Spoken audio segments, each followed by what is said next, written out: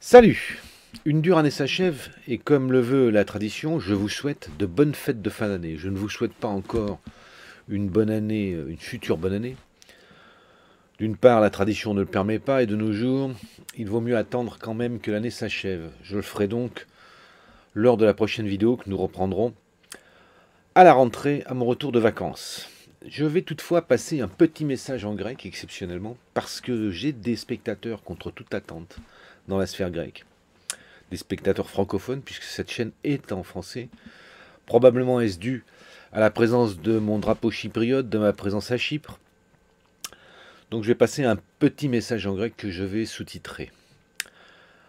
Τώρα θα μιλήσω ελληνική ή κυπριακή διαλέκτο για το Κυπρίους φίλους μου.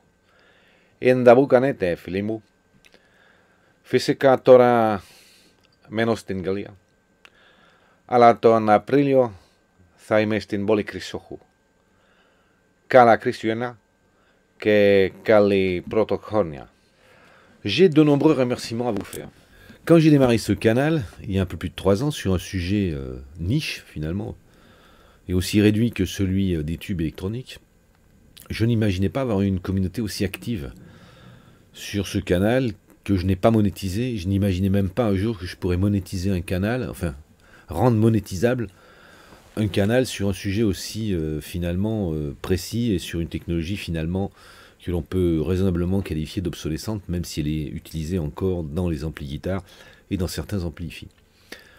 L'idée au départ était donc d'embrasser la technologie analogique en partant des tubes, puisqu'on se rend compte que toutes les typologies de l'électronique analogique proviennent des tubes, en ayant démarré avec des choses extrêmement simples, puisque au départ j'avais fait une vidéo simplement sur la David, je tournais à l'époque uniquement avec mon iPhone, en fait avec un smartphone pratiquement sans éclairage, et contre toute attente j'ai eu des vues sur ces vidéos. Et après petit à petit nous sommes entrés dans les détails, on a regardé les caractéristiques des triodes et j'ai fait finalement un programme relativement progressif, et certains d'entre vous qui sont là depuis le début de la chaîne suivent les vidéos dans l'ordre, puisque je reçois un certain nombre de questions ou de commentaires.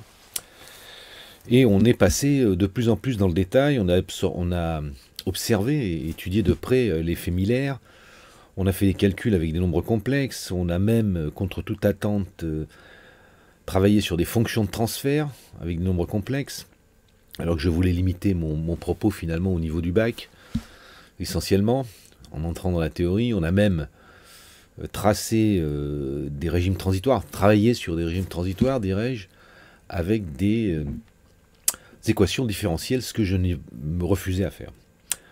Alors on va continuer le programme sur les amplis Williamson, et je voulais vous remercier parce que une surprise pour moi a été l'auditoire de cette chaîne. Et l'auditoire de cette chaîne, alors naturellement, j'ai des personnes qui ont 40, 50, plus de 65 ans, ce qui est tout à fait logique puisqu'ils ont connu les tubes dans leur carrière professionnelle, mais contre toute attente, j'ai une dizaine de pourcents finalement, d'auditeurs, ou enfin dire de spectateurs sur ce canal, qui sont des jeunes de 18 à 25 ans ou 35 ans, et en particulier, certains d'entre eux sont étudiants.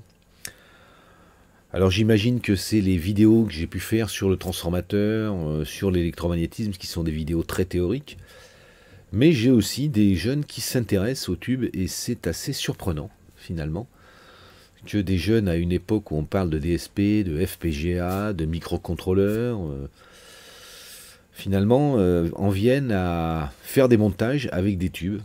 Donc c'est plutôt quelque chose d'assez surprenant, dirais-je. Quoi qu'il en soit, je vous remercie. Passez un bon Noël, et nous nous retrouvons très très vite pour la partie du Williamson, sur lequel nous allons parler de sujets plus approfondis, et en particulier, nous parlerons des conditions de stabilité des amplificateurs, pour lesquels je ferai une série de vidéos. Elles sont prévues, elles sont d'ailleurs en partie tournées. Et ces vidéos-là, je les séparerai en réalité du Williamson, attendu qu'elles vont être très théoriques, parce que j'envisage très clairement de parler de Nyquist et de Bode. Allez, salut, bonne fête, et à bientôt sur les ondes.